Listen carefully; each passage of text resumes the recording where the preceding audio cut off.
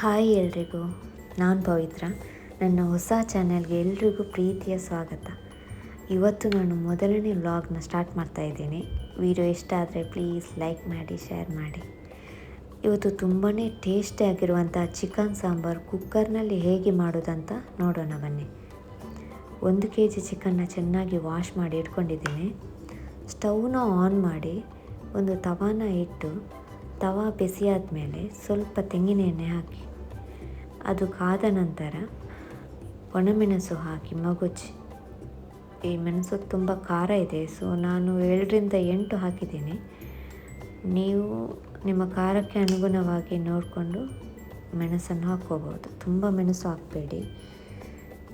ನಂತರ ಮೆಣಸು ಚೆನ್ನಾಗಿ ಫ್ರೈ ಆದಮೇಲೆ 1/4 ಸ್ಪೂನ್ ಕರಿಮೆಣಸು ಹಾಕಿ, 1 ಲವಂಗ, 1 ಏಲಕ್ಕಿ, ಸಣ್ಣ ತುಂಡು ಚಕ್ಕೆ ಹಾಕಿ, 1/4 ಸ್ಪೂನ್ ಮೆಂತ್ಯ ಹಾಕಿ ಫ್ರೈ ಮಾಡಿ.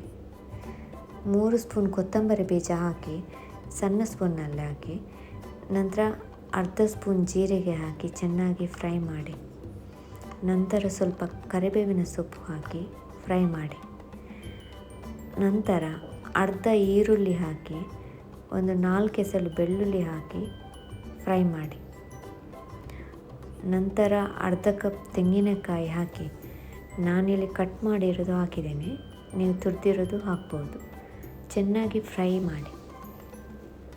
ನಂತರ ಫ್ಲೇಮನ್ನು ಆಫ್ ಮಾಡಿ. ಫ್ಲೇಮನ್ನು ಆಫ್ ಮಾಡಿದ ಮೇಲೆ ಅರ್ಧ ಟೊಮೆಟೊ ಹಣ್ಣು ಹಾಕಿ, ಅರ್ಧ ಸ್ಪೂನ್ ಅರಸಿನ ಹಾಕಿ, ಸಣ್ಣ ತುಂಡು ಹುಣಸೆ ಹುಳಿ ಹಾಕಿ, ನಾನಿಲ್ಲಿ ತೋರಿಸಿಲ್ಲ. ನಂತರ ಮಸಾಲ ತಣ್ಣಗಾದ ನಂತರ ನೀರು ಹಾಕಿ ಚೆನ್ನಾಗಿ ಗ್ರೈಂಡ್ ಮಾಡಿ ಇಟ್ಕೊಳ್ಳಿ.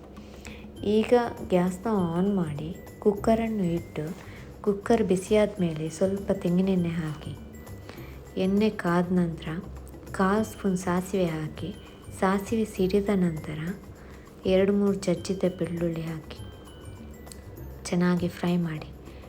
ಬೆಳ್ಳುಳ್ಳಿ ಕೆಂಪಗಾದ ನಂತರ 1 ಈರುಳ್ಳಿ, 1 ಹಸಿರು ಮೆಣಸಿನಕಾಯಿ ಹಾಕಿ ಚೆನ್ನಾಗಿ ಫ್ರೈ ಮಾಡಿ.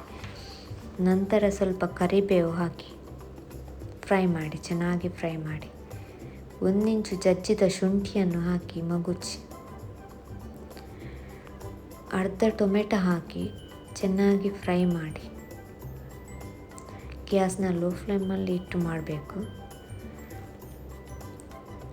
ನಂತರ ಚೆನ್ನಾಗಿ ಫ್ರೈ ಮಾಡಿ.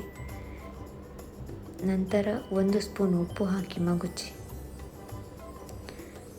ನಂತರ ಅರ್ಧ ಸ್ಪೂನ್ ಅರಿಶಿನ ಹಾಕಿ ಚೆನ್ನಾಗಿ ಮಿಕ್ಸ್ ಮಾಡಿ.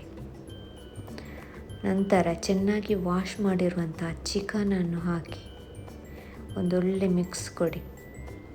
ಎಲ್ಲ ಮಸಾಲ ಚಿಕನ್ಗೆ ಹಿಡಿಬೇಕು. ಚೆನ್ನಾಗಿ ಮಿಕ್ಸ್ ಆದ ನಂತರ ಒಂದು ಮುಚ್ಚಳವನ್ನು ಮುಚ್ಚಿ 5 ನಿಮಿಷಗಳ ಕಾಲ ಬೇಯಲು ಬಿಡಿ. 5 ನಿಮಿಷ ಆದಮೇಲೆ ಮುಚ್ಚಳ ತೆಗೀರಿ. ಚಿಕನ್ ನೀರು ಬಿಟ್ಕೊಂಡಿರುತ್ತೆ. ಗ್ರೈಂಡ್ ಮಾಡಿರುವಂತಹ ಮಸಾಲೆಯನ್ನು ಸೇರಿಸಿ, ಸ್ವಲ್ಪ ನೀರನ್ನು ಹಾಕಿ ಅದಕ್ಕೆ ಸೇರಿಸಿ. ನೀರು ಎಷ್ಟು ಬೇಕಂತ ನೋಡಿಕೊಂಡು ಹಾಕಿ. ನಂತರ ಉಪ್ಪು ನೋಡಿಕೊಂಡು, ಉಪ್ಪು ಕಡಿಮೆ ಇದ್ದರೆ ಸ್ವಲ್ಪ ಸೇರಿಸಿ.